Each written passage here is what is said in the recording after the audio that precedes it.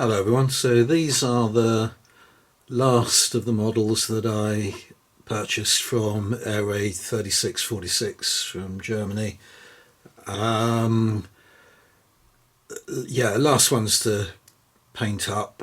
They are Grumman Hellcats, so a little bit out of the period that I've been collecting. I've principally been for my Pacific Theatre airplanes. I've been aiming sort of at the period between Pearl Harbor and the Battle of Midway, and these are a later plane, so they don't fit in with the rest of my collection, but they're nice models. I was interested in purchasing them and acquiring them, painting them up and so on.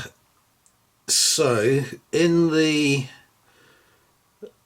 as you may remember if you watched any of my earlier videos on Air Raid 36, it's a relatively new aerial combat game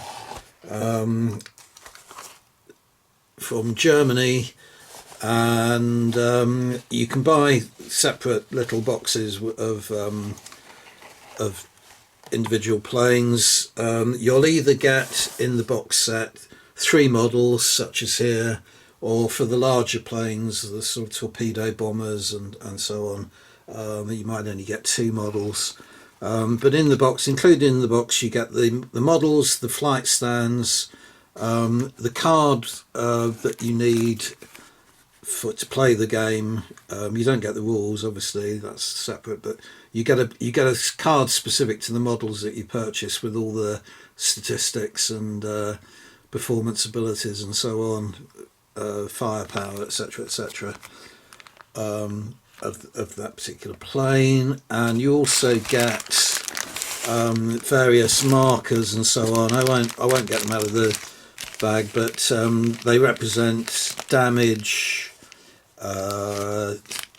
status of the plane in terms of whether it's a rookie or elite. Those 3 hexagons are to represent if you're flying at a slightly higher altitude. But as I've said in earlier videos, I'm not a great fan of the rules in terms of the approach they have to altitude and so on. So I'm not going to really pursue the set of rules as such. I much prefer rule sets like lacquered coffins and so on, again, which I've discussed in earlier videos. So it does mean that these little round markers as well are to indicate when you've moved the plane. Yeah, so it does mean that I am probably not going to be purchasing a great deal more from Air Raid 3646. I've discovered a lot more STL files and so on that I can 3D print myself for the planes, and they're pretty good. They come out, looking pretty nice. So there's no real reason for me to buy any more of these models, even though I do like them so much, because on top of buying the planes, you have to buy the flight stands, all the paraphernalia that comes with it in terms of those markers and so on, and the playing card, and I'm not going to be requiring them.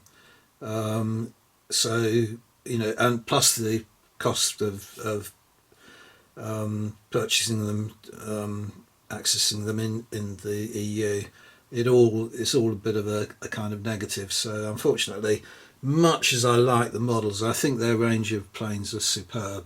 I'm probably not going to be getting any more of them, but having said all that, if you're into the rules, then I can highly recommend that you continue.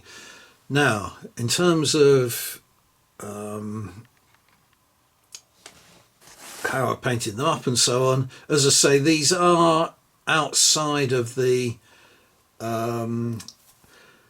period that I'm principally going to be playing, so it didn't really worry me too much that I actually used a colour scheme from the late part of the war. So I used this paint here, Vallejo Model Air Glossy Sea Blue, from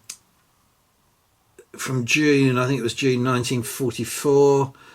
The aircraft in the sort of naval section of the American forces anyway, was painted completely monochromatic colour, so the undersides are the same colour as well. Unfortunately, I have used a matte varnish on these models, so it's taken some of that gloss, or nearly all of the gloss off, but it should really, the appearance should look a little bit more like you can see there, so where the sun's catching the plane, it should have that glossy sort of sheen to it, so a little bit inaccurate in that respect.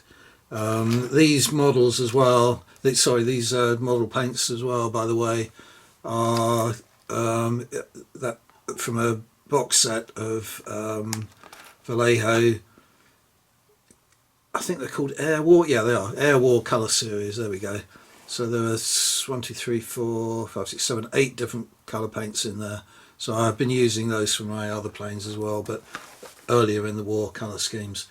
And the decals on the planes are from 7 Swabian Games.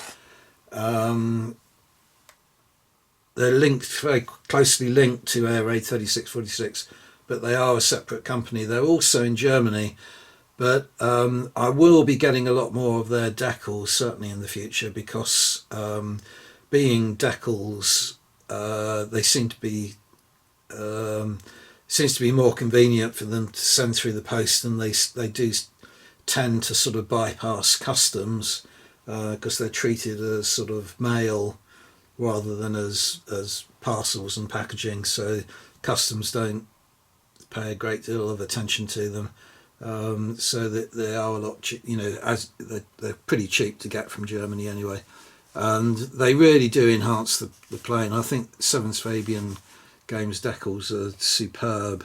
I've used them on some of my 3D printed models as well, and they are completely compatible, and they're really high standard, really good quality decals. You can see on that side of the plane, if I turn all the others over so that you see the starboard side of the plane, there are even kill emblems that you can put just below the cockpit there. So yeah, really pleased with these. As I say, probably won't be purchasing any more models from Air Raid 3646 unless they bring out a model that I can't find an STL file for, and really like the look of it, then I'll certainly get some more from them. But what I'm going to do next is concentrate on a massive backlog of 1/300 scale models. These are 1/200 scale. So I've got a lot of 1/300 scale plastic models for the Battle of Britain that I purchased in the way of grab bags from the Plastic Soldier Company a year or two back now, and still haven't got around to painting sort of half of those yet. So that's obviously the next thing I need to do, is try and clear some of that backlog. Okay, that's everything I've got to show you, so thank you very much for watching. See you on the next video. Bye for now.